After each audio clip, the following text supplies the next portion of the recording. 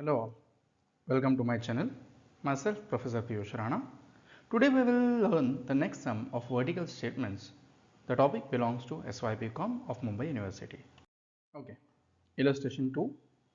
From the following balance sheet, prepare a vertical balance sheet for the year ending 31st March 2015. जैसे कि उन्होंने बोला है कि वर्टिकल बनाना है, राइट? जो दिया है वो कौन सा फॉर्मेट है? हॉरिजॉन्टल। और ना भी हो ऐसे ही ट्रायल बैलेंस फॉर्मेट में दिया हुआ फिलहाल, तो अगर ना भी हो तो हमें वर्टिकल ही बनाना है, इतना आपको याद रखना है। Cash and bank 6000। अच्छा, एक छोटा सा टिप कि while you read the question क्या करना है आपको, ये चीज़ कहाँ जाएगी इसकी घंटी दिमाग में बजने दो। कैश एंड बैंक क्या है अपना? Current assets, very good. Land and building, fix assets, prepaid, current, stock, current assets, creditor, current liability, general reserve, reserves and surplus. अच्छा, रिजर्व्स एंड सरप्लस ओन में है या बोरोड में है? ओन में है, वेरी गुड। जमा पैसा मालिकों का होता है। Debtors, current assets, preliminary expenses, fictitious asset, शाबाश। Plant and machinery, fix assets, very good. Term loan from bank, loan अगर लिया बैंक से तो वो अपना होता है या बाहर वालों का होता है? बाहर वालों का। हक का होता है या भीख का होता है? भीख का होता है, बराबर। कितने डॉक्यूमेंटेशन करना पड़ता है, गिरवी रखना पड़ता है। So it becomes your own fund और बोरोड फंड? बोरोड फंड, शाबाश। बैंक ओवरड्राफ्ट, बराबर। बैंक ओवरड्राफ्ट क्या चीज़ है, पता है किसी को? चलो, नहीं भी पता है तो अब बता देता हूँ। बिजनेसमैन को बैंक अलाउ करती है current account. Okay, current account में यू हैव द फैसिलिटी कि if you want you can withdraw more money. यानी कि मेरे खाते में सिर्फ 10,000 है लेकिन मुझे 15,000 की ज़रूरत है, राइट? तो मैं 15,000 विड्रॉ कर सकता हूँ। कब? जब मैं करंट अकाउंट होल्डर हूँ तब, यानी मैं बिजनेसमैन हूँ तब। डन। सो 5,000 जो मैंने ज़्यादा विड्रॉ किए हैं उसी को हम लोग क्या बोलते हैं? Bank overdraft. Clear? So this is your current liability. Capital अपना होता है, that is own fund.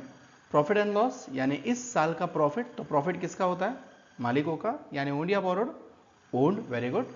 Marketable investment, वो इन्वेस्टमेंट जो आप बेच सकते हो अब भी के अब भी, तो this will be your current assets. मैंने पहले भी कहा था कि only your long term investments are considered as investments. Okay. Advance payment of tax, again current assets, very good. And provision for tax, tax देना है या लेना है? देना है, तो जो देना है वो अपना क्या है? Current liabilities, very good. Okay, so while you read the question ये सब चीजें फिक्स कर दो, बस उठा उठा के पटक देना है और सॉल्यूशन तैयार। ओके, चलो तो सॉल्यूशन बनाना शुरू करते हैं। Very good. ओके, तो लाइंस आप लोग के सामने हैं, मैंने लाइंस उस दिन भी बताई थी, बराबर। तो वर्टिकल बैलेंस शीट की सबसे पहली heading is your sources of fund. Sources यानी पैसा कहाँ कहाँ से आया है, राइट? तो सबसे पहला own fund. See we have already decided कि कैपिटल जाएगा ओन फंड में, general reserve, profit and loss, reserves and surplus में, एंड प्रीलिमिनरी एक्सपेंसेस लेस हो जाएगा because it is your fictitious asset, correct? So 14 + 16 30 -3 27, यानी मेरा ओन फंड कितना हो गया? 1,07,000। Done. Term loan borrowed fund में था 35,000, तो 1,07,000 प्लस 35,000, टोटल सोर्सेज कितना हुआ? 1,42,000। वेरी गुड, समझ में आया? इजी, ठीक है। अब आया हुआ पैसा रख के सड़ाएंगे या यूज करेंगे? यूज करेंगे। तो using of fund is known as what? Application of fund. Okay, तो first application will be in fix assets, तो आप लोग ऑलरेडी डिसाइड कर चुके हो। Land and building 40,000, plant and machinery 52,000। Done. तो फिक्स असेट्स टोटल कितने बने मेरे? 92,000। Very good. अब फिक्स असेट्स के बाद किसकी बारी है? इन्वेस्टमेंट की। बट एज इट इज के we have marketable investment, right? Long term investment नहीं है, तो you need not write heading number B. Investment की हेडिंग लिखनी नहीं है। अब इन्वेस्टमेंट की हेडिंग की जगह पे कौन आ जाएगा? Working capital. वर्किंग कैपिटल का फॉर्मूला क्या है, हम लोग सीखे हुए हैं? Current assets minus current liabilities, right? So current assets में कौन कौन है? Cash and bank 6,000, prepaid expenses 10,000, stock 30,000, debtors 18,000, marketable investment 10,000, advance payment of tax 18,000.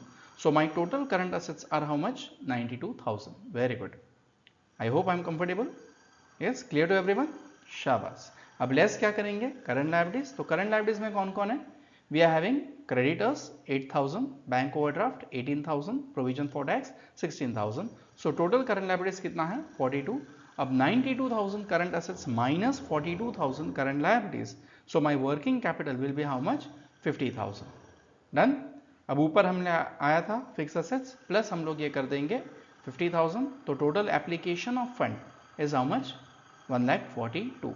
जितना आपका सोर्सेज था उतना आपका एप्लीकेशन आया क्या? यस आया, तो मेरे मार्क्स पूरे हो जाएंगे। ऑब्वियसली एग्जाम में इतने छोटे क्वेश्चंस नहीं आएंगे, ये तो आप लोग को ट्रेनिंग होनी चाहिए, इसके लिए मैंने छोटा क्वेश्चन लिया है। Okay, so I hope the second some was clear. Enjoy कर रहे हो ना? तो दूसरों को भी एंजॉय करने दो यार, बराबर है? तो कैसे करेंगे? चैनल को सब्सक्राइब करेंगे, वीडियोस को लाइक करेंगे, शेयर करेंगे एंड हाँ, कमेंट विदाउट फेल करेंगे आप लोग को समझ में आ रहा है या नहीं आ रहा है। अगर ना आए तो मैं उस हिसाब से चेंज करूँ, और अगर समझ में आ रहा है तो शेयर होनी चाहिए वीडियो, सब्सक्राइबर्स उतने अपने बढ़ने चाहिए, right? Okay, so take care, thanks for your cooperation.